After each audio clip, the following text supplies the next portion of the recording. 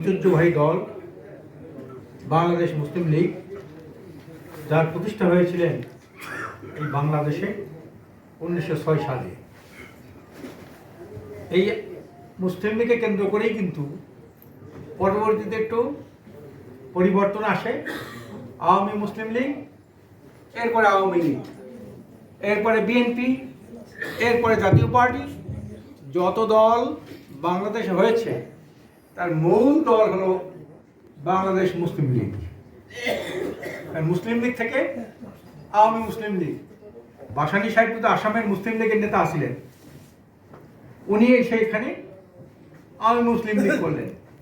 এরপরে মুসলিম শব্দটা বাদ দিয়ে আওয়ামী লীগ করলেন। আওয়ামী লীগ থেকেই কিন্তু বিএনপি, মুসলিম লীগ এবং নূতন কিছু লোক নিয়ে বিএনপি, আবার বিএনপি মুসলিম লীগ নিয়ে কিন্তু আবার জাতীয় পার্টি। মূল হলো কিন্তু মুসলিম লীগ। আজকে সম্মানিত সভাপতি, শ্রদ্ধাভাজন অতিথিবৃন্দ, মুসলিম লীগের নেতাকর্মী ভাইরা, 118 বছর বয়স, সবাই তো মুসলিম লীগের ভালো বললেন, আমি একটু ভালো বলবো, একটু সমালোচনাও করবো। 118 বছর, 118 বছরের মধ্যে মুসলিম লীগের যেমন সফলতা আছে, মুসলিম লীগের তেমন ব্যর্থতাও আছে। সফলতা ব্যর্থতা মিলেই হলো মুসলিম লীগ। এই যখন দীর্ঘদিন হয়ে যায়, যখন নিজেদের কৃতিত্ব নিয়েই শুধু সবাই ব্যস্ত থাকে, আওয়ামী লীগের একই অবস্থা, যেমন সফলতা আছে তেমনি ব্যর্থতা আছে। এটাকে যদি আপনি অস্বীকার করেন, শুধু সফলতার গুণগান গিয়েই আপনি যান, আজকের মুসলিম লীগের একটা মূল নীতির মধ্যে আছে একতা, আছে না? ইমান, একতা, শৃঙ্খলা। আজকে এর মধ্যেই তো বিভক্তি। আজকে মুসলিম লীগ নামই হলো একতা, এর মধ্যে মুসলিম লীগের মধ্যে বিভক্তি। আর শুধু বাংলাদেশের বিভক্তি না, পাকিস্তানে যেখানে মুসলিম লীগ ক্ষমতায় আসছিল দীর্ঘদিন, এখনো আছে। কি যে চরিত্র তাদের, কি যে বিভক্তি পাকিস্তানে, আমরা এটা জানি। আর ক্ষমতায় যাওয়ার পরে যখন রাষ্ট্রীয় সম্পদ নিয়ে ভাগাভাগি করে, রাষ্ট্রীয় সম্পদ আত্মসাতের চিন্তা করে, আমার এক বন্ধুর ভাই বাপ, উনি 66 সালে সেকশন অফিস ছিল পালা ইসে এই সচিবালয়। উনি একদিন রিটায়ার যাওয়ার পরে উনি বললেন, বাজান, আমি 66 সালেই বুঝলাম যে পাকিস্তান আর টেকবে না।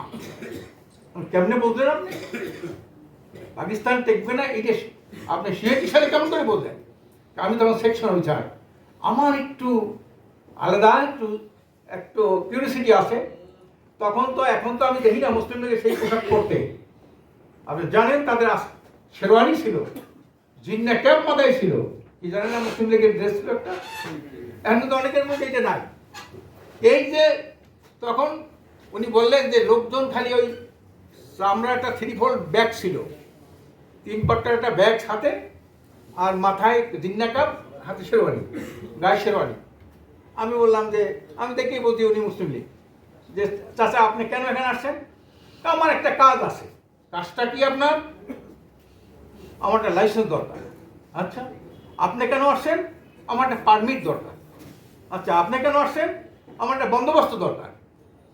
তখন উনি বললেন যে এই লোকগুলো যে সচিবালয়ে ঘুরে ঘুরে করে খালি নিজের ব্যক্তি স্বার্থের জন্য, এরা তো পাকিস্তান থেকে নিতে পারবে না। তারপরে এইভাবে দেখেন, আজ বড় বড় যত নেতা, বড় বড় যত জাতীয় নেতা, সব মুসলিম লীগের। আপনি বড় বড় স্থাপনা সব মুসলিম লীগের করা, কিন্তু আজকে জাতীয়রা জানে না, পাঠ্যপুস্তকে নাই, কোথাও নাই। রাজনীতিতে একবার ভুল করলে এই ভুল কিন্তু জীবনও মাসুল দেওয়া যায় না। আজকের মুসলিমদের বিভক্তি হয়ে যাওয়ার কারণে আজকের বাংলাদেশের অবস্থা কি? কাজেই মুসলিম লীগ প্রাচীনতম দল। আমি অনুরোধ করব আপনারা সব মুসলিম ঐক্যবদ্ধ হয়ে যান, আর বিভক্তি নয়। আমরা ঐক্য চাই। কাজে ঐক্যতা কি আছে তো সবাই বাস্তবে জানি আমরা। আমরা জানি না, আমরা দেশে রাজনীতি করি না, কি ঐক্য আছে আমরা জানি। কাজে এই জন্যে আমি আপনাদের অনুরোধ করব ঐক্যবদ্ধভাবে। অনেকের হয়তো খারাপ লাগতে পারে, আসল অবস্থাটা বললে কিন্তু খারাপ লাগতেও তো পারে। আর সমালোচনা যে করে না, সমালোচনা সহ্য করতে পারে না, তার কিন্তু প্রকৃতপক্ষে নেতৃত্ব খুব কঠিন কঠিন। আজকের আমাদের মাঝে প্রধান অতিথি সাহেব এসেছেন। লাহোর প্রস্তাবে যারা ছিল, যারা বাংলাদেশের এক মহান কৃতি সন্তান, লাহোর উপস্থাপন করেছিলেন যে মুসলমান সংঘর্ষ রেফারেন্ডাম হয়েছিল যেটা, এখানে ভোট হয়েছিল যেটা, সেখানে মুসলিম সংঘর্ষ যেখানে থাকবে সেটি নিয়ে পাকিস্তান 46 সালে সেখানে শেরে বাংলা একটা প্রস্তাব আনছিলেন, ইন্ডিপেন্ডেন্ট স্টেটস হবে, স্টেটস একটা এস আসলো, হ্যাঁ, কিন্তু সেই এসটাকে কেটে স্টেট করা হলো।